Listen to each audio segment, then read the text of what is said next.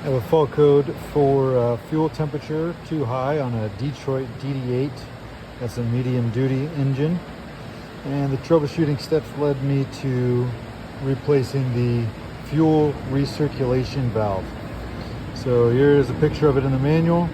Here's a picture of it in actuality. Here's the part number. And here is the fuel filter module. I have it removed from the truck. And the actual valve location is this plug here with the bolt head.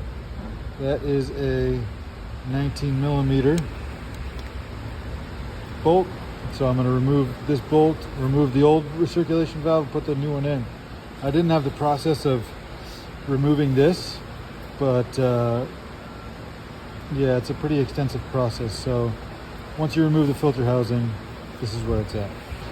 It's spring loaded, so be careful as you take it out. Not too much pressure though. This is a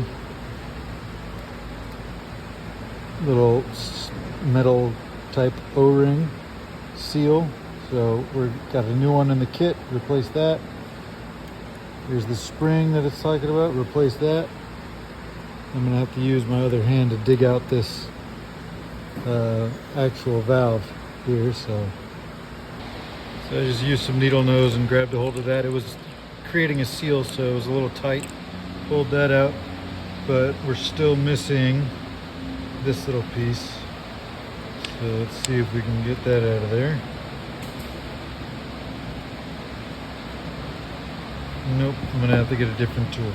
I used my handy dandy little claw here to get up in there and get a hold of it, and I was able to pull it out. And this, yep, this little doodad,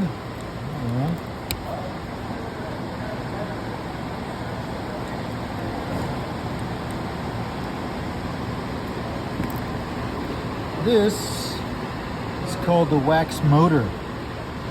When I looked in the manual and saw all the different little parts labeled, this is called the wax motor, and I'm assuming it's, I don't know this for sure, but it's something like a thermostat.